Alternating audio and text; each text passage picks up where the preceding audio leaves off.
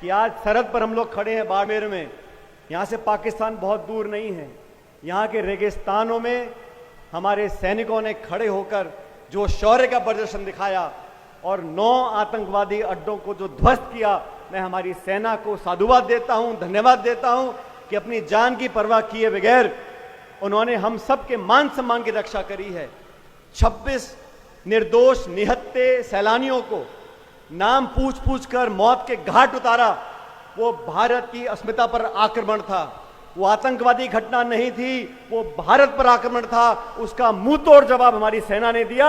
मैं सेना को धन्यवाद देता हूं, हमारे फौजियों को धन्यवाद देता हूं और सेना के साथ साथ उन सैनिक के परिवारों को जिन्होंने अपने बच्चे बेटों को हमारी रक्षा के लिए सरहद पर भेजा है। मैं उन परिजनों का धन्यवाद देना चाहता हूं, पूरा देश धन्यवाद देना चाहता है।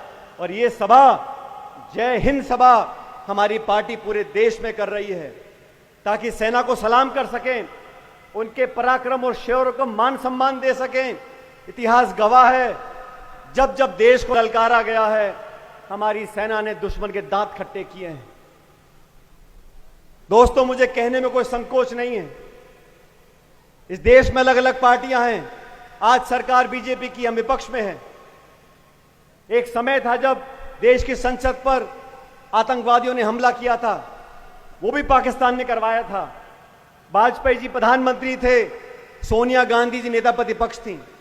उन्होंने सदन के पटल पे खड़े होकर बोला था कि वाजपेयी जी, हम आपके विरोधी हैं, हम विपक्ष में हैं, लेकिन आज लोकतंत्र के मंदिर पर हमला हुआ है, देश को जवाब देना पड़ेगा, हम आपके साथ खड़े हैं। ये राजनीति कांग्रेस पार्टी ने पहले भी दिखाई थी। उसी परंपरा का निर्वहन करते हुए 22 अप्रैल को राहुल गांधी जी और खड़गे जी ने कहा, पहलगाम में पाकिस्तान ने दोबारा दुस्साहस किया है। इनको मजा चखाने के लिए पूरे 140 करोड़ की आबादी वाला मुल्क, संपूर्ण विपक्ष, हर एक दल सरकार के साथ खड़ा है। हमने नहीं पूछा कि एलओसी से 400 किलोमीटर दूर पहलगाम में वो आतंकवादी घुसे कैसे। हमने नहीं पूछा कि चूक कैसे हुई। आज देश पर घाव हुआ है, हमारी माता बहनें विधवा हुई हैं। आज हमें बदला लेना है। पूरा देश एकजुटता से खड़ा रहा और हमारी सेना ने वो कर दिखाया जो हमें उम्मीद थी। लेकिन अचानक अमेरिका के राष्ट्रपति घोषणा करते हैं कि मैंने युद्ध विराम करा दिया। किन शर्तों पर कराया? व्यापार का लालच दिखाकर,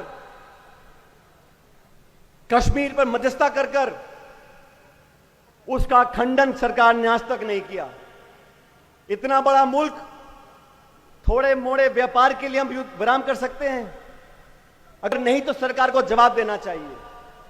मैं आरोप नहीं लगा रहा हूं, लेकिन ये स्पष्टता होनी चाहिए। आज कश्मीर पर चर्चा करना चाहते हो, मुझे खेद है दोस्तों, दुनिया के तमाम मुल्कों ने जब युद्ध विराम हुआ, किसी ने आतंकवाद का जिक्र नहीं किया, किसी ने पाकिस्तान समर्थित आतंकवादियों का जिक्र नहीं किया, भर्त्सना नहीं करी। वो पाकिस्तान जहां उसामा बिन लादेन मारा गया, जहां असद मसूद जैसे आतंकवादी रहते हैं, पूरी दुनिया जानती है। फिर भी जो भर्त्सना करनी चाहिए थी दुनिया के देशों को, वो नहीं करी। चीन खुलकर पाकिस्तान के साथ आ गया और रूस, हमारा सबसे पुराना दोस्त, उसने आतंकवाद की चर्चा नहीं की। हमारा मुद्दा आतंकवादियां हैं, हमारा मुद्दा निर्दोष जाने हैं। ये चर्चा कश्मीर पे करना चाहते हैं।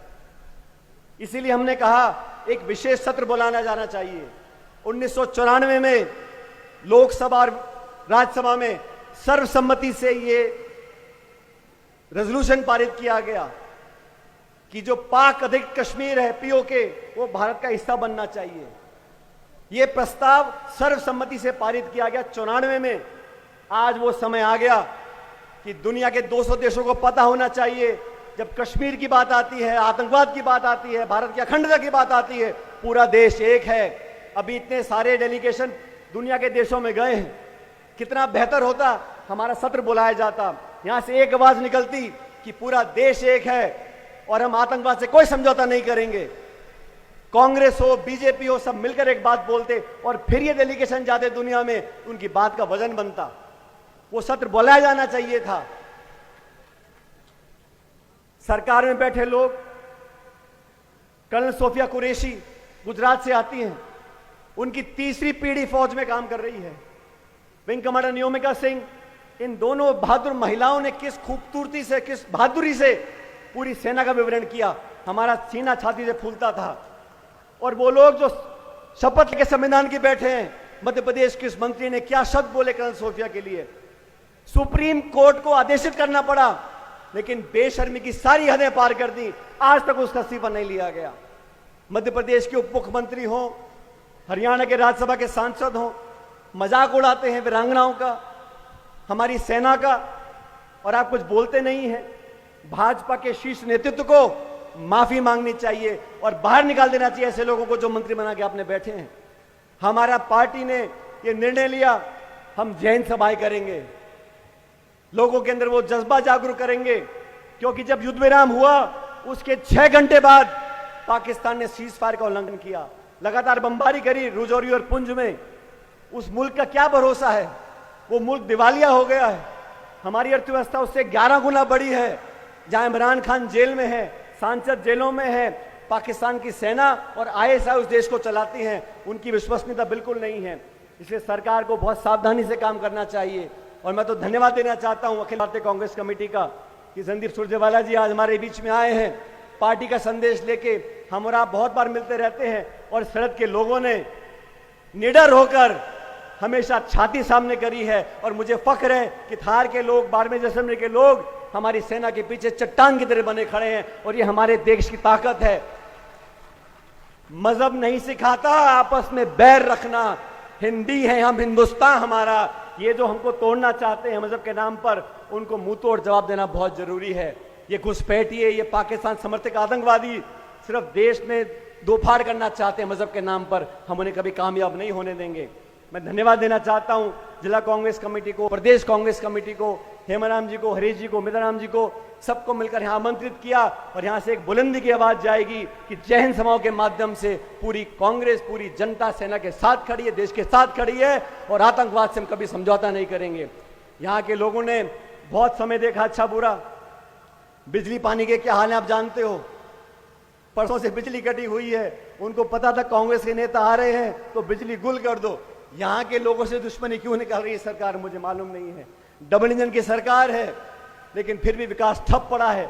आने वाला समय आप लोगों का है, समय बदलेगा। लेकिन आज सब इतनी कड़ी धूप में यहां पर आए हो, मैं आप सबका पुनः धन्यवाद करता हूं और उम्मीद करता हूं कि आज जो यहां से संदेश गांव और घर घर में जाएगा वो सेना और देश को ताकत देगा। बहुत बहुत धन्यवाद। राम राम साहब। धन्यवाद आदरणीय पायलट साहब। अब इस जय हिंद सभा को संबोधित करने के लिए राजस्थान के पूर्व मुख्यमंत्री, परम आदरणीय, परम श्रद्धेय, सम्मानीय अशोक गहलोत जी को आमंत्रित करता हूं। जय हिंद।